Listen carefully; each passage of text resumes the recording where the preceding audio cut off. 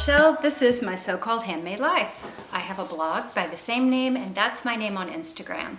On Ravelry, I'm Mamatronic.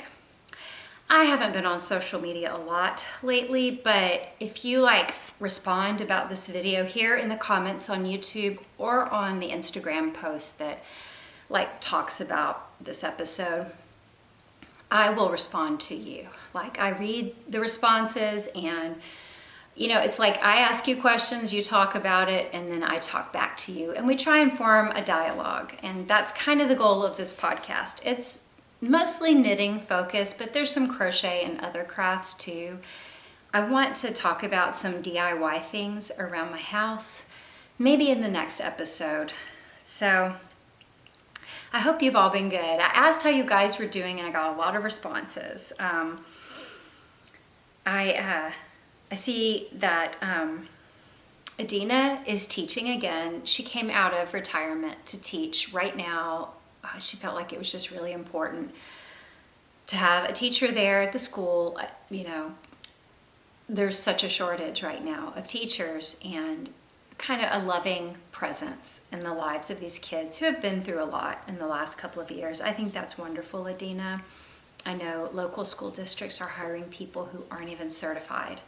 They're so desperate for teachers. So I think that's a huge difference that, a teacher can make in the life of a child.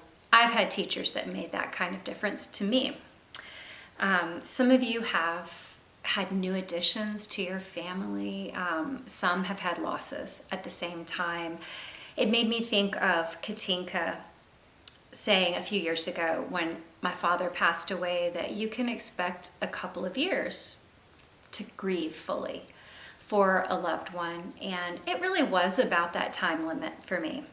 And that's what I hope for you, Talitha, that just the everyday life of loving your family kind of soothes the losses of the last year. Healing has been a big focus for a lot of you, that grief process, healing from that, for some. For others, just dealing with certain hurts or traumas of recent years. I mentioned in the last episode that when I moved here, I lived mostly alone for a few months while my husband transitioned jobs. And it was a really good, quiet time for self-reflection and healing, and I'm really grateful for it. I see that some of you have done something similar, Els has moved, also changed jobs, graduated a son, gone through some, medical stuff, and has focused on healing and resting. And Megan, the same thing, taking quiet time to heal and be comfortable alone, I'm with you on that. Louise has been caring for an older family member, plus traveling back and forth to help with a grandchild, and having moved not really that long before the pandemic, just is trying to now really connect with people around her. I'm hoping that your craft night connections will be good for you, that you'll meet people in your city where you live, and you'll be able to, have time to get those neighbors and friends connections that you need, Louise. It does sound like you've had a super busy year, but it's all been really important things you've been doing. Denise retired from her job and started a new one, and has had a lot of self-reflection, learning about herself. I guess it's been new challenges that you faced, and I hope it's all been positive for you. I'm sure it's challenging to do something new. I have confidence issues sometimes when I try something new, but if I make myself do it, I'm always glad I did. Agnes has moved too and spent a lot of time outdoors, which is awesome. That's been so important for me. It's very therapeutic. Jane is still hiking, still inspiring me with her hiking adventures. Her hikes are so beautiful and picturesque in the mountains. Mine are more neighborhood trails, but you know what? I'll take it. Jen is also still running, just a running fool. And when not running, you know, working out at the gym and knitting. I wish I could run with you, Jen. I haven't ran in over a year. Like, I've been waiting for an injury to heal, and then just when it heals, I do something else. So anyway, I mean, I could run, but you know, the pounding action, I just don't want to mess up anything spinal. So Audrina is still Zooming to connect with people. And I'm wondering, Audrina, do you find that you're actually having more personal conversations with people because of like Zoom crafting and stuff, that you're spending more actual personal time with people than before? Because I know for a lot of people who are introverted, Zoom get-togethers are actually drawing them out on a deeper level, whereas before maybe they went to work, they passed people in their community, but it was very surface connections. I was kind of just curious about that. Pam has taken this time in the last year to realize some things about her relationships, like what friendship means to her. And I remember, Pam, when the pandemic started, you were talking about how you've really appreciated family connections, and it just sounds like you've taken that and you've just gone deeper with it. You're sort of refining what you believe in. And I'd be interested to know, like, has anything changed in the way that you handle relationships because of it, or if it's all more just internal appreciation? Catherine B. realized with the first lockdown that she just didn't want to work so much. She was burning out. So she went to part-time and rested, and then has started crafting and making things, and now has a podcast. Catherine, what is the name of your podcast? I'd like to check it out. We would all like to know. Hi, Brenda. I just want to say hi and thank you for checking in on me so many times over the last year and a half. Let's see. Ellen just popped in the comments to say hi from, this is how she put it, dark and winter stormy Denmark. Doesn't that sound perfect? That sounds like the perfect winter mood for me. You know, Valentine's was yesterday, and it got me thinking about the Love Your Neighbor Make-Along that I hosted over a year ago. I really didn't talk about it after it happened on the podcast because I was getting ready to move and just very busy. I wanted to take a minute to thank Nikki for inspiring it. She suggested it, and I said, yeah, before I realized how much work it would be. But I couldn't back down, right? It was really good. It was a good experience for me. There wasn't as much participation as I would have thought. And there's probably lots of reasons for that. First of all, I'm like a very small, no big deal podcast. But also the timing, you know, everyone's lives was sort of in upheaval at that point, and stressful. And on top of that, so many things were actually coming to a head in our nation, really around the world, about racism, that it might have seemed like it would be a vulnerable thing to do. Or maybe some people have a feeling, would have participated, but were a little afraid of doing it wrong. They weren't sure what was coming with something that says, love your neighbor.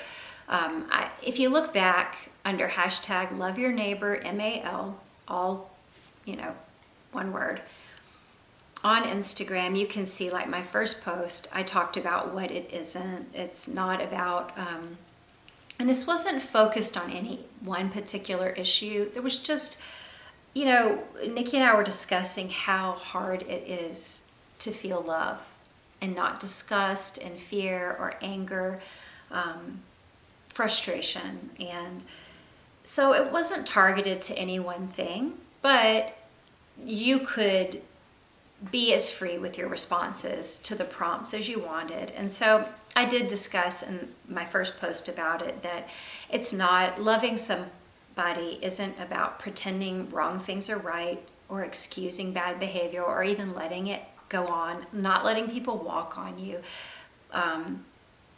That's what it's not. But then through the prompts, we kind of just discussed over, I guess it was 2 weeks, it was really long, how we do go about loving people. And a lot of the prompts were super easy, like just what are you making kind of things. But if you're interested in it, I got some good ideas about organizations to be a part of or donate to, ways to show love to people around me, books to read.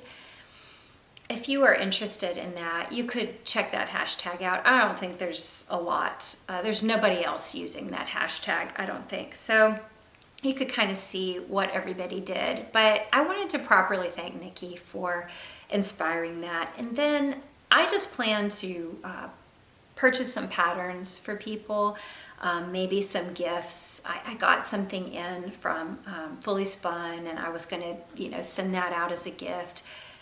I was going to do a few little prizes like that, but Tammy, Alicia, and Dawn offered pattern and yarn prizes that were so just generous. I felt like they blew me away because I think they felt like there's a need for more love in this world right now. And so I wanted to thank them also for doing that. So let's talk about what I'm wearing right now. Elsie Machon, who has Igaya Knits, that's her YouTube channel and her business name. She's designed several knitwear pieces. And I talked about her before in an earlier podcast. She designed this Hope sweater, a long time ago. And when she was finishing it up, she was like, hey, anyone want to test? And I was like, ooh, me. And it just took her a while to get the pattern out. And by the time the pattern was out, I wasn't in a position to test knit. I was moving. So she gifted me the pattern anyway and said, just do it when you get to it. And I was very grateful. So after I got settled moving, I started on it. I did not have 3 yarn colors in the same sport weight yarn to do this, but I mean, moving just helped me see. I had over the top amounts of yarn. It was gross, and I think I said on my Instagram, this is what unchecked depression looks like. All of those yarn purchases over the years. So I took some Wool of the Andes Sport. I had these 2 colors. Sagebrush is the light blue, and then Midnight Heather. And then I held Aloft Kenai. Aloft is the lace weight mohair, silk mohair from Knit Picks. I held it with Sagebrush for this ribbing and this lace panel. So let me just give you a look at what this is like, the fit of this sweater. You can see, I don't know if you can see back here, this is some basket weave plus garter stitch. And I kind of wish I had actually knit more garter stitch. Usually people's garter stitch grows, but you can see I did some aggressive blocking. The back is not shorter than the front, but I just like I like a little bit of a, I don't know. I had to aggressively block it.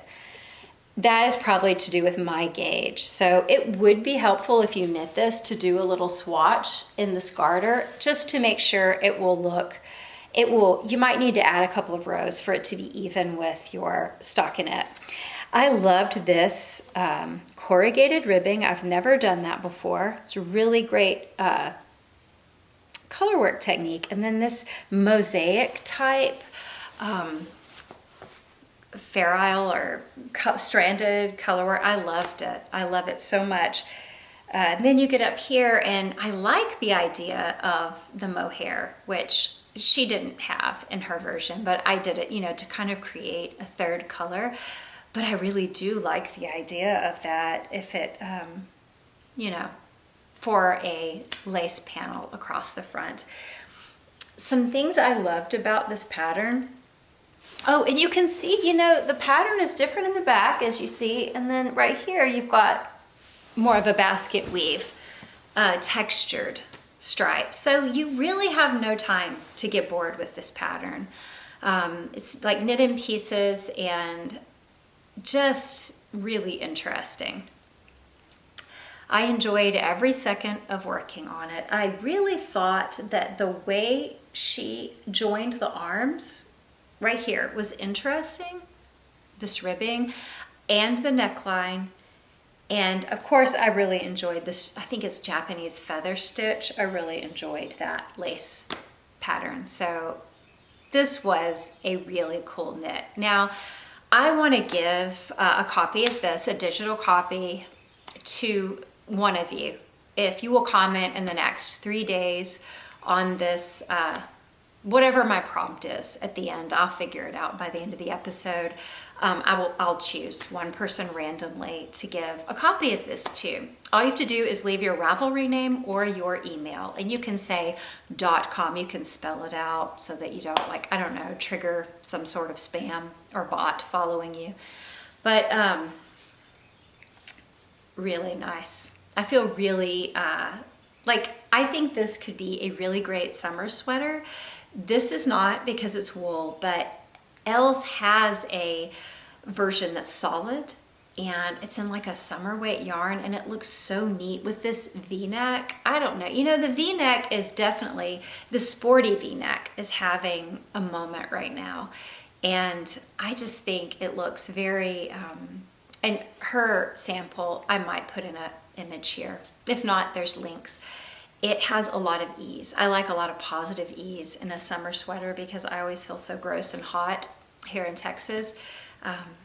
So she obviously didn't do any of the color work, and you'll see her modification for a solid color sweater. It's just really nice. It's really classic and crisp looking for a summer sweater.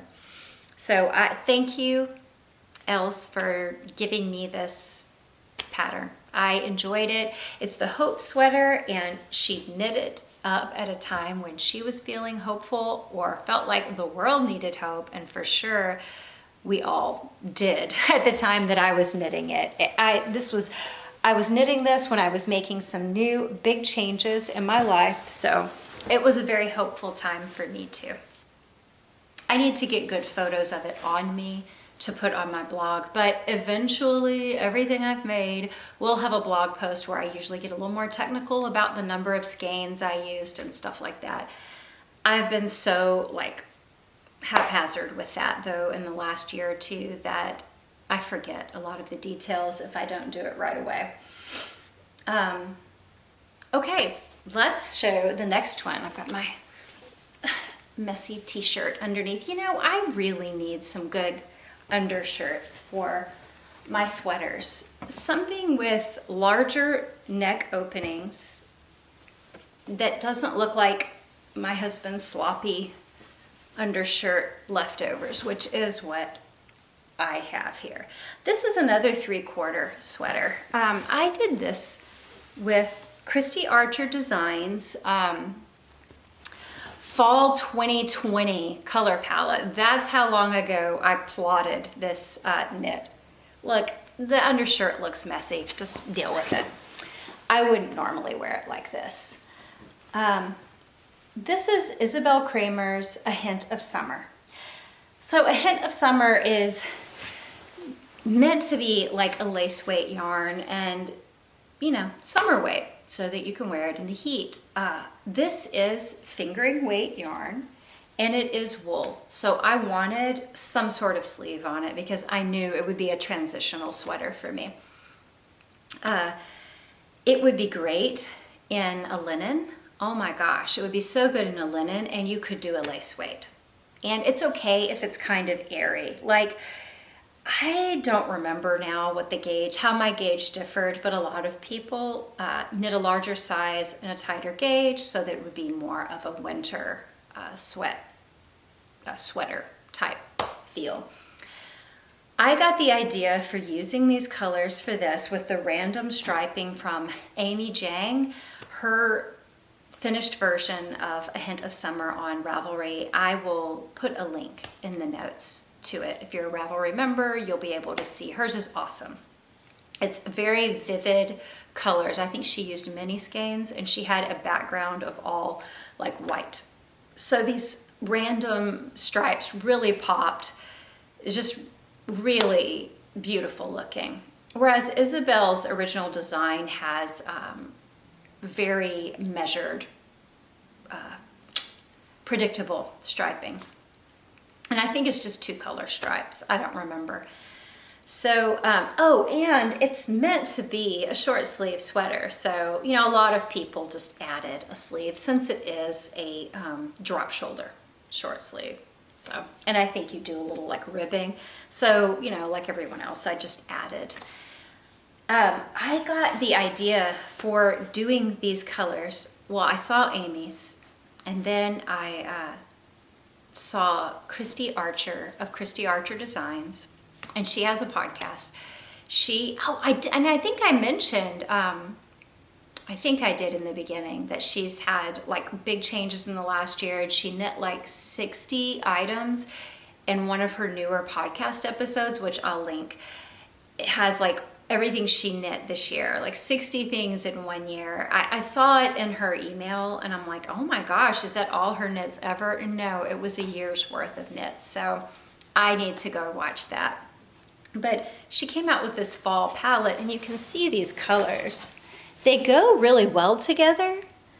They look really good together, but with the exception of this blue, they're very subtle, muted shades. And I was trying to experiment with less obvious color combinations, like, you know, bright, hard contrasts. They work really well, obviously, for a striped sweater. But I wanted to use all of these in one thing. And I really wanted a hint of summer. So I made it work. I used this tan, which is Life in the Past Lane, as sort of my background color for the body. I let all of the edging be this gray, which is Vintage Photos. And so I did that here, and all of my little hems. And then I went ahead, and because I was running low on either the tan or the gray, I let this berry color, Sugar Plum Berry, be all of the sleeves. And I wasn't sure, you know, would I like it? Would it look just kind of too disjointed? I think it looks great. I don't think it would have worked so well if these colors didn't look so nice together.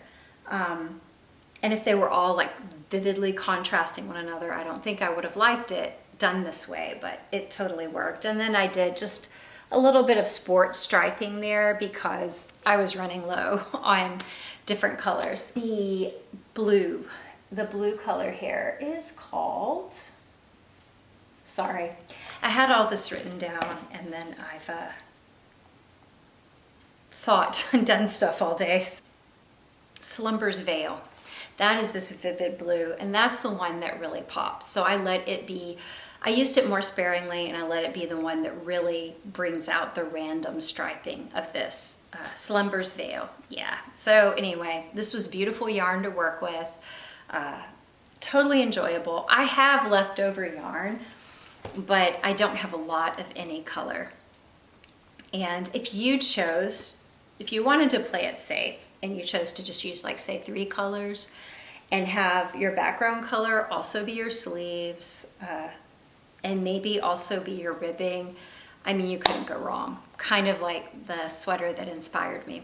So here's what I did to get this striping in right. And you know, this does have some short row shaping, so the front is shorter than the back.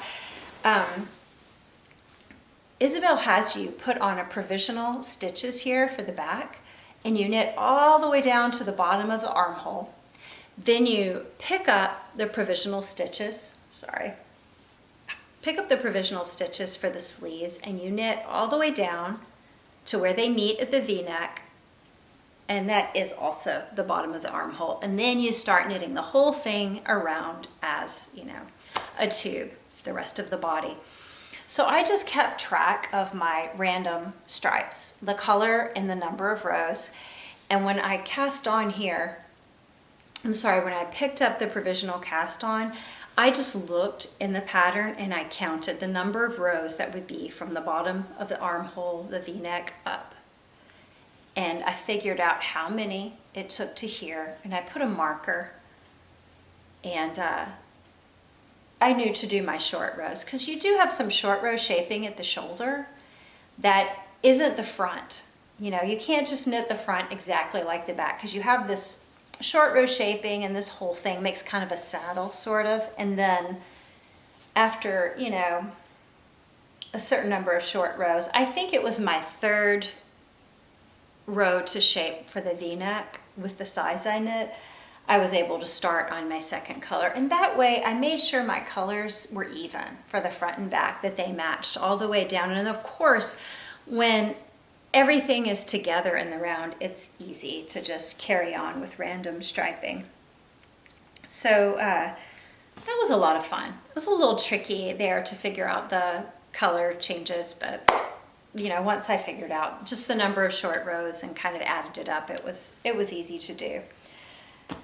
I really like this edge that kind of rolls, kind of a rolled neck edge. I really like the way that looks, and I like how wide it is. And I could see how this would be very comfortable in the summer with lightweight yarn or summer weight yarn.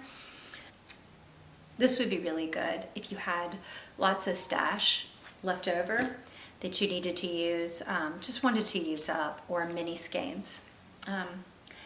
I wanted to show you guys, since I did that episode on all those 2 of 1 patterns, I started one more that I had the yarn for after doing that episode, and that is her graduate scarf, which this is super long, and I'm probably just gonna go ahead and make mine super long. This is a lot of fun. It's a super easy knit. We're rewatching Seinfeld.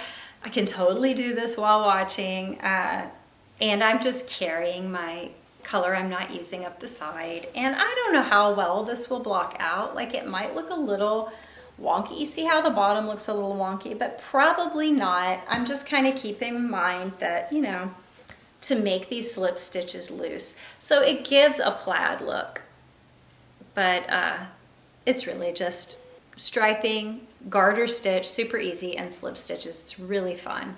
So this is also in Hue and Me yarn, the Arrowwood and Salt colorways. And a few of you said that you have been enjoying doing this too. Megan said that she has so many 2 of 1's patterns to knit in so little time. Yeah, I'm that way, and I will tell myself, well, there's such quick knits with this Hue and Me yarn. I'll just squeeze one in between bigger projects, and then, you know, I don't really squeeze it in. It like takes weeks, but still, I find I'm knitting a lot of her patterns for that reason. I don't remember where I was. I had to go dump some things off my camera so that I would have room to finish.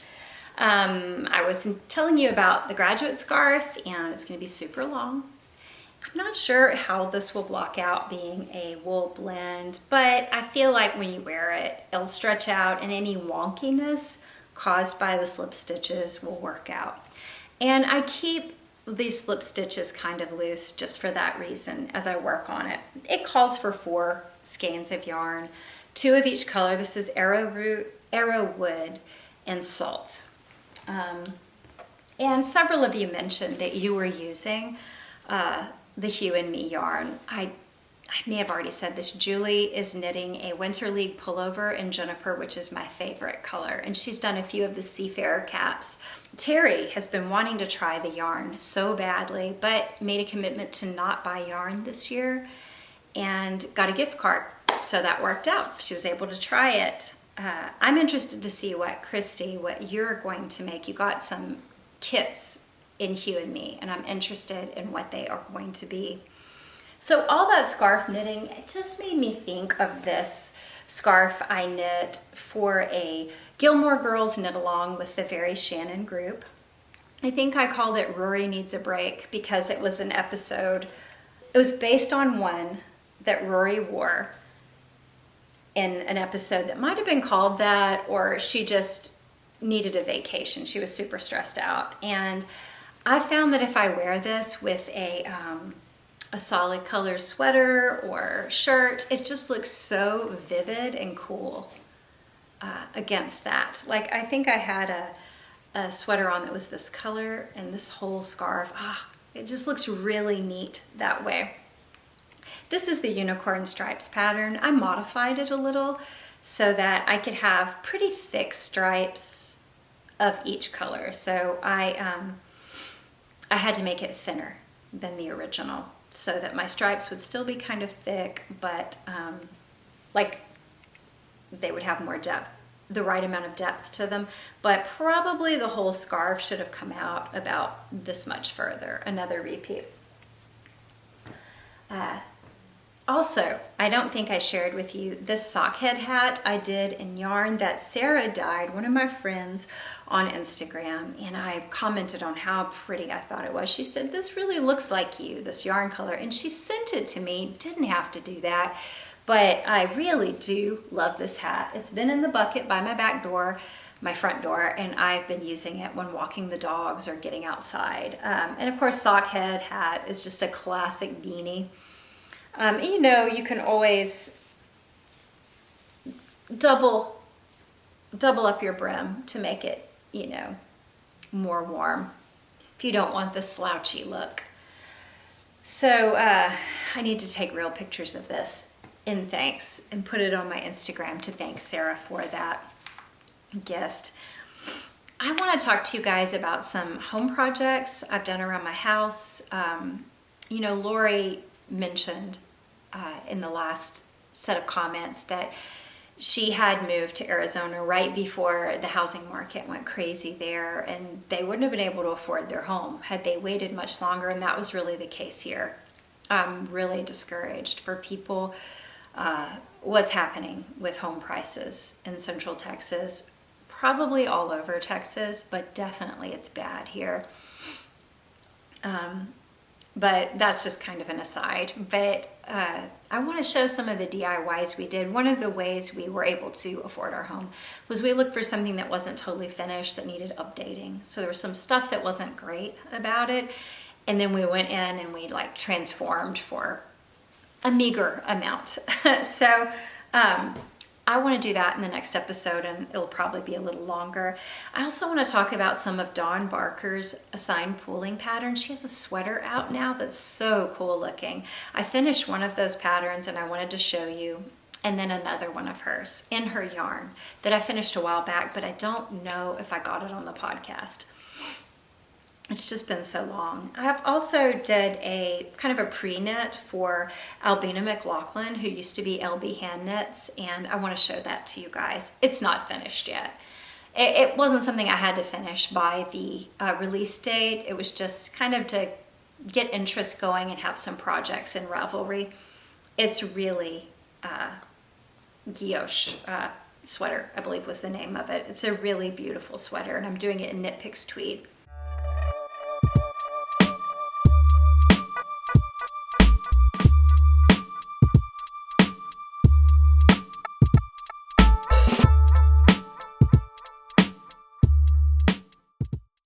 So I asked you guys a few episodes ago, it was like over a year ago, if you felt like everything was being monetized in the craft world and it was just overwhelming you. I've got a lot of different answers, and I've gone back through reading them, and I may skip some of your answers. I'm sorry if I do, but you had a lot of really good thoughts. One thing I mentioned was that we internalize capitalism to where if what we do with our time doesn't make money, we feel it's devalued. And Anna was commenting on that, how like second wave feminism, she said, had a focus on equal pay, equal job opportunities for women, but somewhere in all of that, domestic arts, at-home work, kind of got devalued because it was a traditional area where women worked. And I can like attest that I took care of my children, and I took care of elderly family members. These are things that would cost a lot, that I would have been paid a lot for if I were doing for someone else. but I did them for my own family, wasn't paid. And then I go into working again, and there were some confidence issues. I was like, what skills do I have? It's been so long. I haven't ever really had a job, you know? And of course, I did have a job. That's just part of the way we internalize capitalism. Anyway, I appreciated Anna's thoughts on that. You know, both Adas that watch the podcast and Louise are also taking care of helping out their older family members. And that's so important. It's so priceless. But, and I don't know about other cultures, but, you know, here, I've shared with you some crazy things I've heard people say about, you know, the value of taking care of your own family. So, I just wanted to bring up some aspects of crafting in recent years and just gauge how you feel about it. I'm just going to say a list. Patterns that cost $12. Patterns that are free on blogs, but you've got to look around tons of ads moving on the page. Samples knit in high-priced indie dyed yarns with no substitutions given. Substitutions given, but no sample knit. Courses that teach you things for money that generations used to pass down for free from one generation to the next. Information that was once free on a blog pulled and now being given for a charge. Feeling less than when using budget yarns rather than indie dyed yarns. And monetized blogs and YouTube, like subscriber YouTube and Patreon accounts. Algorithms influencing who you see, whose products you see, and how. I was just wondering kind of what your gut response to some of those phrases are. A few of you responded to some of these things. Elsie was saying that, you know, what is too much for a pattern is personal for everyone. You can usually figure things out for yourself. And she has an episode, actually, I'll try to link to it, where she was going to talk about patterns as a recipe. And a lot of things you can fill in the blanks for yourself. Like if the weight of yarn is given and the gauge, you can substitute whatever ingredient you want there. It's more the grading that you're paying for in the overall design. As far as patterns that are free on blogs, but you do have to deal with ads, Alexandra, who designed this might be free on her blog. She has tons of those, and she gets complaints all the time from people griping that it's free, but they have to deal with ads. And there's just a preciousness about people today where we feel everything should be served to us exactly the way we want for exactly the cost we think it should be. When it comes to samples knit in high-priced indie dyed yarns with no substitutions given, I was thinking about how designers partner with yarn companies more now. And they used to not, but then again, there are more designers and more yarn companies, and everyone's trying to make a living off of it. When I first started knitting, there just weren't many independent designers, and I don't know how many indie dyers there were that actually supported themselves strictly with dyeing. So as prices have gone up and it's becoming like a burgeoning kind of business, there are more of these connections happening. I don't mind them because I can see the yarn weight, I can see the gauge. I mean, it's really easy to Google substitutions. Another thought was Pam had read an article in Taproot by the owner of Wing and a Prayer Farm about how much it costs for them to produce their yarn. And they don't make as much per skein as you would think. And so that when people complain about the cost, they don't understand these people couldn't make a living if they charged much less. And Pam made a comment. She was baffled that with all the options, lower cost options, people still felt it was someone else's job to make their product, ever affordable. And I agree with that. I mean, there's like all these tiers of what we can afford, and I may never afford certain things. I certainly don't want to spend much on yarn anymore. But there are, just tons of things available. And of course, when you look at feeling less than for using budget yarns, it's never been an issue for me. I always felt kind of smart for making something that looked great and only cost $10, As far as samples having to be knit and budget yarn, I don't feel that that's necessary. I do appreciate when a designer recommends one, though, a substitute yarn. And I really like that on Ravelry you can see all the yarn options. I use that all the time to look for something maybe in my stash that's more affordable than, the higher priced yarn. As far as people teaching things for money that were once passed down, I don't have a problem with it at all, but I do recognize that sometimes people are just regurgitating. Like, for instance, Sister Mountain podcast and blog had all this information on designing and grading and everything, and I do think there are some people who have consumed her stuff, slightly reworded, and spit it all back out and charge quite a bit for it. I don't really like that practice. I feel like, I don't know, a lot of the work was done by someone else, it seems. Maybe you're adding to it, but that's just personal for me. I've noticed that with different generations, I mean, not true generations, but every few years, a whole new batch of crafters come into knitting, and everything's new to them again.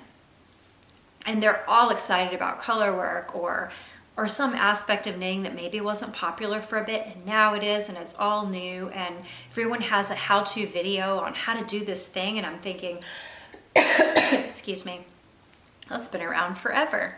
But there was a time when I was a new knitter and I was blogging, and my blog was totally derivative to people who had been knitting their whole life, but I was just all excited about this new thing that was new to me. So that's all kind of the same.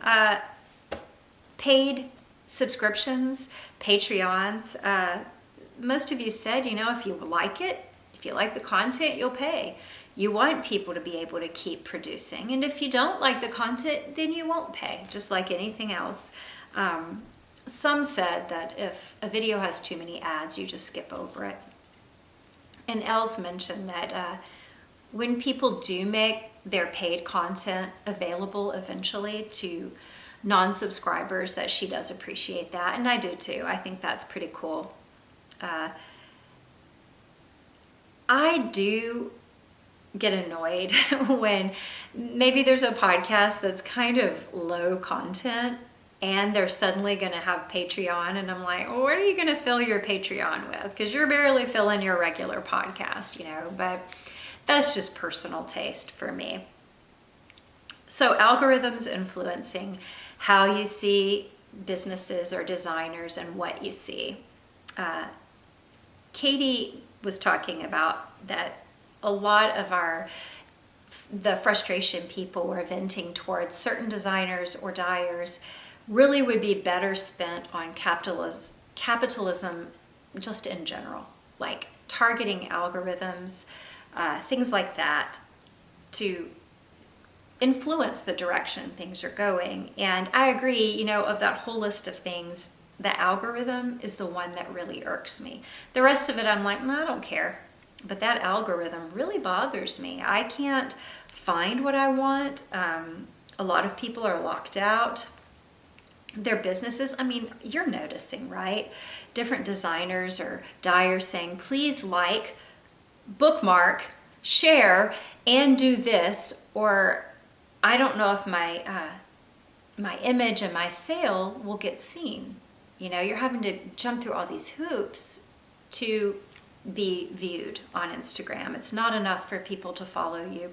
That really bothers me, and I agree with Katie. That's really where we should be focusing our frustration.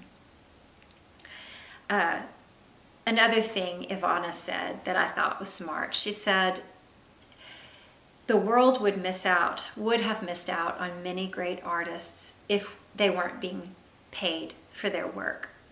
But that's different from the never-ending consumerism that we seem addicted to today. And she felt that everyone has to resolve within themselves what is too much for them. For example, she doesn't like videos with ads every few minutes, but that's her preference, so she just avoids that. And she does feel that artists should be paid for good work.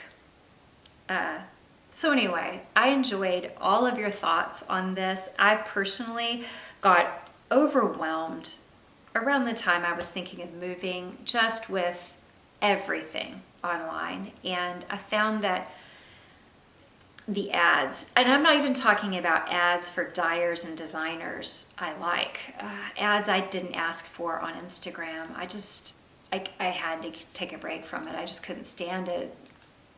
I make a little time. I do Instagram a little every day, but it just doesn't appeal to me because of that anymore. And I thought at one time maybe I would monetize my blog, like way back when I used to blog, and I never did it. Yeah, I didn't even want to figure out how. I was too lazy, and of course now I don't really write on it anymore, you know. But there used to be a badge you could get for your blog that said ad-free blogger, and I thought that was really cool. It was really kind of, you know, revolutionary. And of course now it truly is revolutionary to have a website that's completely free. I guess I'm revolutionary, right? With my decades old content. It's all still free, you guys. But I don't know. I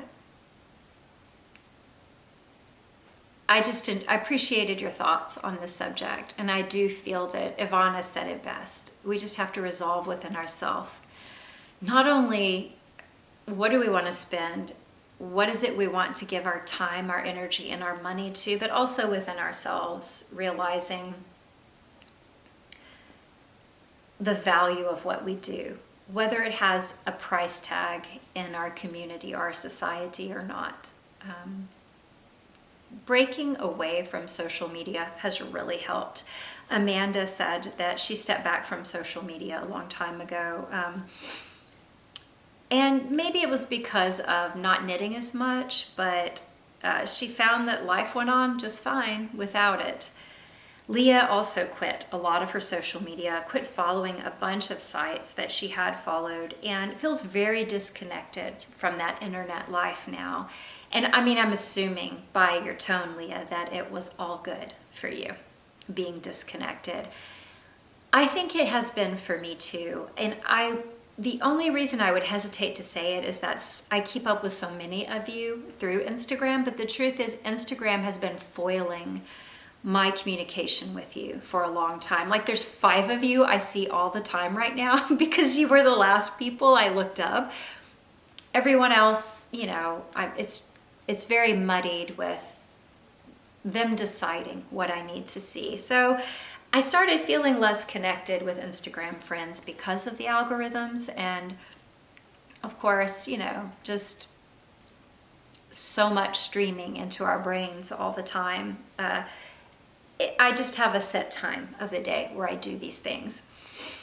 I personally like DIY. I'm cool with budget. I feel better when I'm doing something on the cheap or figuring it out myself.